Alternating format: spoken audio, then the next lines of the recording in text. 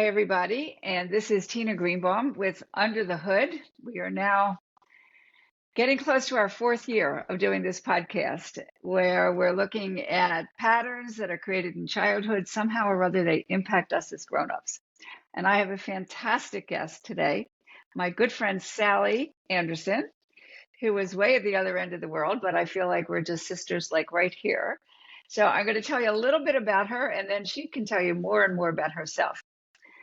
So many advisors guide clients to transcend limitations and achieve unprecedented growth, but none have survived the unfathomable, done the unexpected, and dare to go to the places that my friend Sally Anderson is willing to go.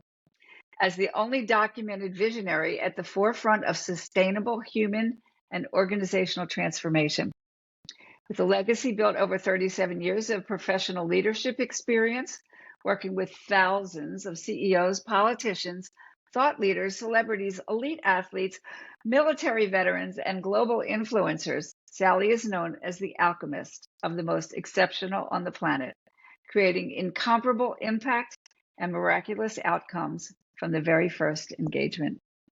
Wow, Sally, I am so thrilled to have you. Who is that person?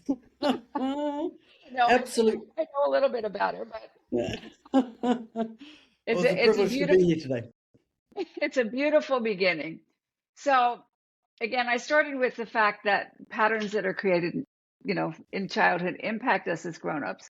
So tell us a little bit about some of these patterns, and I know you have done an inordinate amount of personal growth work, so you know these patterns very, very clearly. Tell me about some of the early ones, and then how they have helped you to achieve the kind of the spectacular results that you have. Mm. So, first of all, it's a privilege to be in your presence, my friend. So, mutual admiration. Yes, for sure. I was a course junkie for a good 30 odd years. I went to the courses, I read the books, I was always looking outside of myself for the answers, and Mhm. I really struggled to sustain the change. I believe that if you're going to invest money into change, let's make sure it's sustainable. And I don't Mhm. know about you, but I know a lot of people who are highly trained and they haven't experienced the level of transformation that they've wanted, nor do they know how to sustain it. So it's kind of like where I come in. I became fascinated by this elusive thing called sustainability, Mm. and both at a personal level as well as a professional level. And what I unearthed through the study of ontology, the study of what it is to be human, that most of our conditioning it comes from childhood. We're born connected, we're born fearless, we're born intuitive, and then we forgot. Mhm. Most of our most powerful influences are our parents, our environment, our teachers, and we adopt positive and or negative conditioning that then Mhm. forms the behaviors we have in life, that then forms the structures. Like a house has a foundational structure, as does a human being, that then Mhm. creates our worldview, and then that creates the results that we have in our life.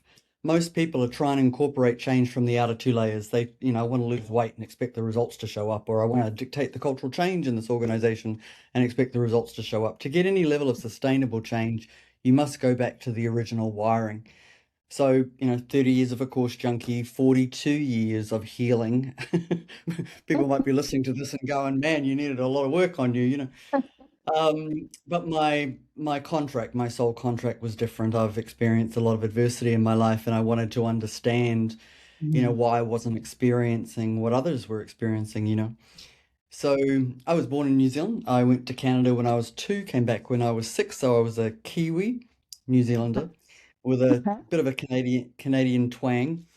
I had freckles, I was white, I had red hair, I didn't look the same, sound the same, think the same, so I didn't really fit. And that was my earliest memory of being different and Mm. being alone, because I was one of those incessant why kids who was always asking questions that nobody could answer. Pain in the ass. And, and look, Why are as a you so kid, curious? Yeah. uh, as a kid, it wasn't cool to be alone. It wasn't cool to be different. I believe isolation is one of the most sacred journeys a human being can go on as far as spiritual awareness or spiritual evolution is concerned, but that didn't come until later. Being different, obviously, as a child, that really segregated me versus now I know I'm different and I celebrate my Hmm. difference. Hmm. But as a child, that was very different. I believe the base belief of any human being is that they don't believe that they're good enough, which is really Hmm. sad because in our schooling system, we really don't focus that as a main subject, like, maths or science or whatever. If you have a base belief in that and this is only my opinion versus, based on my own experience and those that have had the Sure. privilege to coach, um, if that is your base belief, you'll find enough evidence to sink a ship. Hmm. And I think there needs to be more focus in the schooling system around one's mindset, both with reference to what your beliefs are that you've adopted, and or this thing called the inner critic, that incessant voice that is Yes, I negative. do. If Yes, you could teach mastery of the inner critic in the schooling system, you'd change the human psyche. I do Um, know. I do and know. I would Mhm. love to see mastery of the inner critic in the schooling system. I remember a few years ago I'd done a 60-minute documentary and I had a top barrister come and visit me. And I asked him, why did he inquire? And he said, I watched your documentary and you spoke about the inner critic. I'm 65 years of age. I've had the most vicious inner critic for years. And we Mhm. had a conversation in the preliminary stages of the free consult. And I said to him, who would you be if you never heard that voice? What could you achieve? And his Mhm. immediate response was, I'm 65 years of age and I'd be too terrified to actually know what it would be like to be in this body and not hear that voice. And thanks for your time. See you later. It was just like, I I know thought that that was you interesting. probably have experienced this, and certainly in a lot of the circles that you've traveled, and certainly people that I know. If we take a bunch of women, no matter how successful they are, and you scratch that little bit of the surface, and there it shows up. That lack of confidence. Boy, That yeah. yeah, yeah. So I led my own 3-day leadership retreats for 10 months of the year for 10 years, one hell of a case study. And it was fascinating. These are highly accomplished people, highly successful people, but 90%, I've got a process that really infiltrates what I call the default DNA blueprint. Like Hmm. we all have individual fingerprints, we all have a uniqueness. We all have different childhoods. When a CEO says to me, Sally, why, when I've come to see you about my business, are you talking to me about my childhood? I go, I didn't design it that way, but everything comes from childhood. But a lot of times, a lot of leaders, especially, are not aware of the degree to which they're operating from the little So, boy, the so, little so let girl. me ask you if this is okay to just kind of bring it down to yourself. When did you start to know? You noticed that you were different, and you started to really kind of examine and search and try to find the answers. What kind of answers did you come up with that helped you then begin to shift? Mm. Yep. I have never been formally trained as a coach, and yet I've been Hmm. 37 years in leadership, as you said, 25 years in private practice.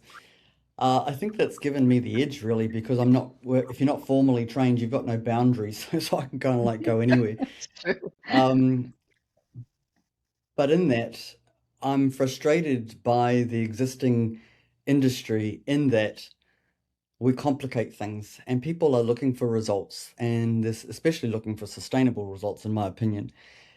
And when you are stuck, when you can't shift, when you are confused. So to me, confusion is the number one strategy of this default identity that I talk about. So moment by moment, you're either in your power or you're in your default, your Right. disempowered state, and as human beings oscillate between the two. The whole personal professional development industry is focused on management and coordination and mastery. I'm interested in people dying to that identity, completely dying to it, so that they can Hmm. experience equanimity, the ability to be the observer of what's going on versus be triggered by it, and that your new default becomes your empowered state. If you can observe something and be able to have the answers, so your GPS to the unknown, because that's what you Hmm. trusted when you came in, has all of the answers. And a lot of people are stuck. A lot of people are confused. Hmm. Who would you be if you could answer all of your own questions? If you're stuck and you don't understand why something's going on, and this is what I love about the study of ontology, the study of what it is to be human, is there's things called ontological payoffs. You get to be right, you get to make others wrong, you get to be justified about your point of view, you get to be a victim powerless to change the situation, you get to dominate, manipulate, and control. Those are the payoffs that you get when you're disempowered versus what it's costing you.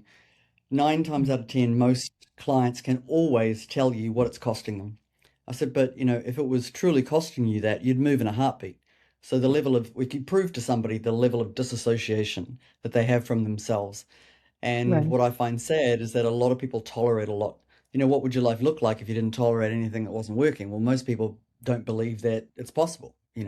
So Um, I'm going to bring it back again to give me a story, any story that represents how you kind of incorporated a lot of this in part of your own story. Anywhere in your life, it mm, would be just great to hear um, how you operationalize it for yourself. mm, mm. Well, I mentioned before that I'd had a lot of adversity in my youth, and having been a course junkie, there were times where I was entertaining suicide ideation. I was not devoid of that by any shape of the imagination. I Hmm. would have body dysmorphia. I would have fear and anxiety attack as a way of being, like breath. I would have every addiction known to man. So there was a lot kind of like going on to navigate. Yes, I. And yeah, so before I could Yes. understand, I learnt the power of choice. Uh, I had it that life was doing it to me and that I had no choice in the matter. Right. But when I learnt the distinction choice, that I had a choice on to respond, a choice on how I react, a choice on what I felt, a choice, everything changed. I And want to highlight that. I want to highlight that, Sally, because it really is that turn of, a lot of times people think that being in control of your life means controlling other people and no, it's really kind of that piece about I can choose. I can choose my yeah, response. I can choose to say yes. I can choose to say no. Again, there are things that happen to us sometimes that we are truly victims. I do believe that.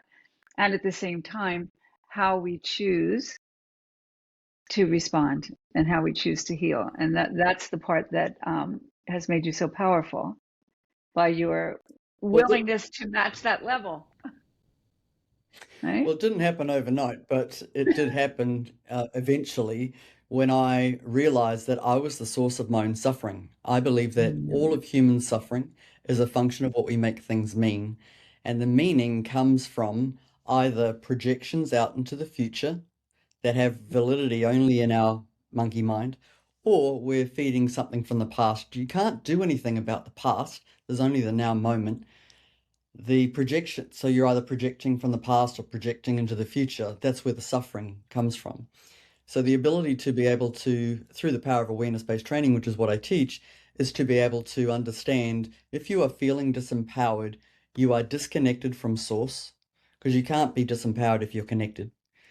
Not Mhm. possible. You are operating from the child, the little version of yourself, if you're Mhm. disempowered. You're feeding a past or future based projection, which you're adding meaning to. If you want to stop suffering, stop making it mean something. Yeah. And so, how do you recalibrate? So I'm unconsciously confident in my ability to connect. I'm not too perturbed what people call a higher power, universal force, collective consciousness, God. I just stay connected. Um, when you're 15, you're learning to drive the car, it's all a bit clunky. You get in your car now, you don't even think about it. So that unconscious competency in my ability to connect. So I write articles on a weekly basis on evolving leadership consciousness and mindset mastery because I'm committed to people stopping hurting permanently. What would your life look like for those listeners today if you could stop hurting? And not only that, but how you could stop hurting permanently. Right. I've just And so launched. what you're about is the how to, right? Yeah. A lot of people would like to change and they talk about it, but they just don't know how. And Mm. what you have created is a path Yep. that, as you and I know, once you understand these concepts and you repeat them over and over and over and over and over and over and over again, they become your second nature. They 1,000%. become, right? 1,000%. Yeah. I I see mean, a I've just, situation. Yeah. mm, mm. So as you know, I've just launched my third book, which is called Beyond Brave, The Art of Living Courageously. And the cornerstone of that book is if you were to go to everything you're confronted by, everything you're resistant of, and everything you're uncomfortable with, which I call the three pillars to true transcendence, not just transformation, but true transcendence. Mhm. Obviously there's a lot of listeners on the call today. Imagine if you could, because a lot of people hurting in the world, especially post-COVID, and it's unprecedented the level of pain that people are experiencing. So that Mhm. part of the reason why I wrote the book was that I wanted to provide guidance to people to get beyond their grief, to be able to get beyond their trauma in a way that they'd never have. Mhm. And, there's no grief literacy in our schooling system. There's no death literacy in our schooling system. There's no healing literacy in our schooling system. If I had my way, healing would be a prerequisite in every single boardroom in the world because there's a lot of little Mhm. boys, little girls running businesses, economies, and countries. And it would Mhm. definitely be in the schooling system because Yes. unless you have healed your wounds, and I don't care how good your childhood was, nobody's devoid of coming through childhood unscathed. And Right. of the and in that 10 years of leading the retreats, the thing I found fascinating, those that were warranted to feel dysfunctional because of what they'd experienced. I've heard every story, unimaginable story known to man. You'd think that they would be more dysfunctional. And yet the irony, it was the people who hardly experienced anything that were the True. most dysfunctional. So it has nothing to do with the event, the perpetrator, or the happening. It has to do with what you've made that experience mean. That fascinates the hell out of me. Absolutely. Absolutely. So one of the areas that we talk a little bit about is how because there is so much craziness and conflict and disassociation and all the other things that are happening in the world, how do you deal with conflict? How did you learn again? Mm, Because as we talk, and I hope people observe, we don't have that many patterns. They just keep repeating the same thing over and over. And once we sort of understand them and mm, learn how to manage them, but dealing with conflict is one of them. How did you learn how to deal with it? mm, mm. So in my world, conflict is a function of being out of alignment. If you want to have no conflict in your life, get into alignment. So the Hmm. majority of leaders that I deal with have the normal human dynamics. They struggle with addiction. They struggle with estrangement from their partners and or their children.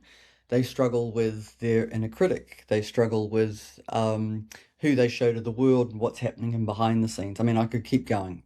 Hmm. Hmm. And why are they experiencing conflict? Because they're not in alignment. They're not walking their values. So, not pretty much 100% of the time, anybody that comes to see me, I identify where they're out of alignment, have them Hmm. become aware of the impact and the cost to that misalignment, and then Hmm. go to work with them on getting aligned. So, conflict is to do with alignment and also understanding that you are a meaning making machine which is creating your own suffering. It's a pretty raw subject to actually kind of like go, I've experienced all of this and I'm the cause of it. It's kind of like I really, We really don't create want to take our that response. reality. That was Yeah, that was that's the right. one that That's hit me right. over. That's right. Well, it's like people read the books, be careful what you think. Your thoughts create reality, but we're not trained to monitor every single thought we have on every single moment of the day. And if we want to get into the vortex or get into the slipstream, we can't do that from misalignment. And when you are disconnected from that which created you, depending on what your belief is, Hmm. but in my belief, I'm a human being having a spiritual experience. Hmm. And so anything to get out of the monkey mind is a really positive thing. Hmm. So just on what I've said, so misalignment has to do with conflict. So if you want to be in alignment, that will end all conflict. If you want to Hmm. sustain that, that's a function of being connected because you can't be misaligned when you truly are walking in your spiritual self. I've also Yes. spent a good 40 odd years learning the art of meditation. The Hmm. ability to be able to get out of the monkey mind, the ability to be able to trust first breath, is something that I believe Westerners need to learn. I did a Hmm. course years ago, one of the best courses actually. Vipassana is global. 10 days of no eye contact, no communication, 12 hours of meditation every day. Vipassana centers are set up all over the world to teach Westerners on how to meditate. It was so confronting Yes. for 12 hours to stay in silence, but it changed my life. I Yes. learnt the art of equanimity, that ability to be the observer of what's going on versus how it could have So been, I'm going should to have been, stop you wanted again it because to be. that again, as your experience and my experience are different in terms of our life experience, but the things that we have come to learn are very much the same, right? And I just lost my train of thought. So tell me again what we were just um, Meditation, Vipassana. meditation, right? And so that level of silence when you're confronting yourself, and again, because you're exactly right, we Westerners are trained to look externally. And but what you're saying, and what I certainly know, is it's the internal driver that drives everything, Everything. every decision, every conflict, everything. And when we're so disconnected, we don't have access. We just don't have access, right? So as we meditate and as your consciousness expands, we have access to more of us, Yeah. right? The number one success factor for every single successful person in the world, which obviously I study a lot, uh, given that I work with, highly influential people, they want to know where the edge is. They Mm-hmm. all have personal boundaries. From the minute that they wake up, they're not on their iPhone, they're not, distracting themselves. The first thing that they do is that they ensure that they have very strict, non-mandatory boundaries that could Mm-hmm. include the likes of meditation. Like for me, a day without meditation isn't the same day. It's like Mm-hmm. hooking into a It's true. fuel force. Yeah. It's true.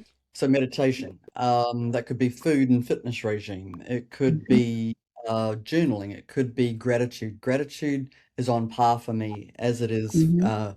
the power of meditation, the power of gratitude. When you focus on what you're grateful for every day, I do a page every day. It's just non-negotiable, so that you're starting Mm-hmm. your day in a way where your tank is full.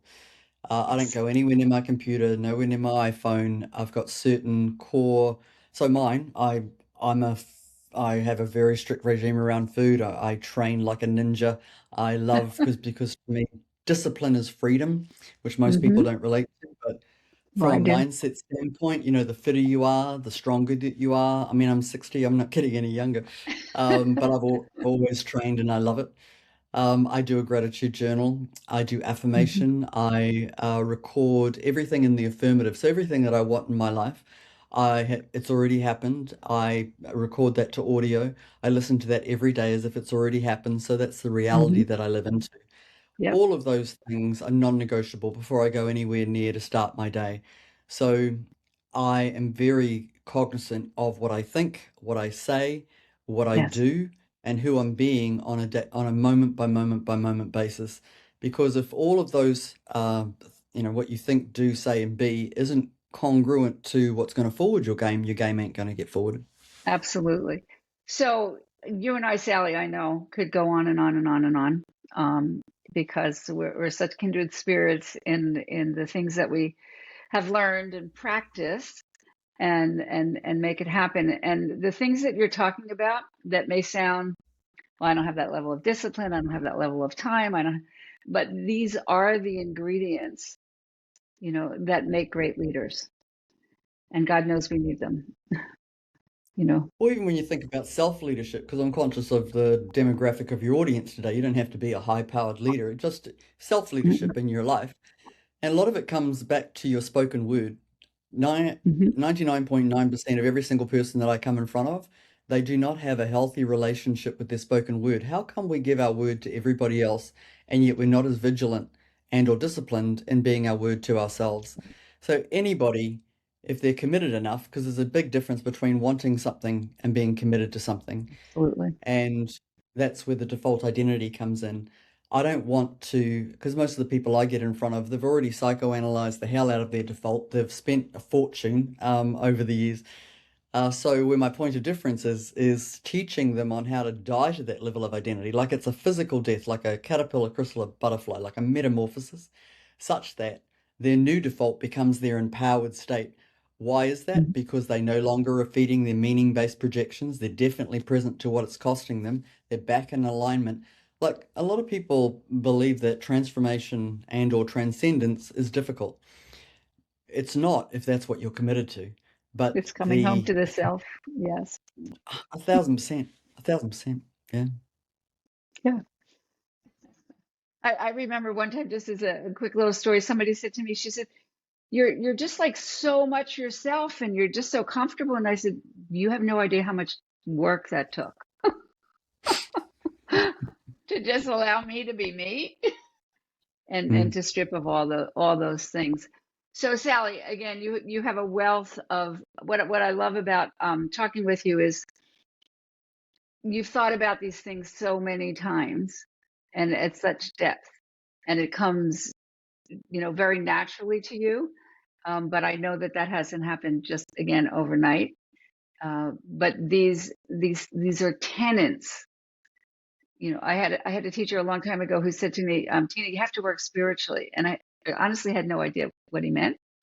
But the things that we're talking about are spiritual principles that when you follow them, life works, and when you don't, it doesn't. And it is all about One, that th- coming into alignment. Yeah, one thing we have in common, and I think a lot of practitioners don't talk enough about, is our nervous system. that's right. Like for me, I can do the affirmations, I can do the visualizations, I can do the vision boards, and this isn't knocking all of that, right? But I went for quite a few decades, not just years, decades. Thank you, Sally. This has been absolutely wonderful. We always look for time to chat, and this has been a great conversation. And thank you so much for being my guest. Okay, bye for now. And again, this is Mastery Under Pressure, sponsoring Under the Hood. We look forward to seeing you in our next podcast.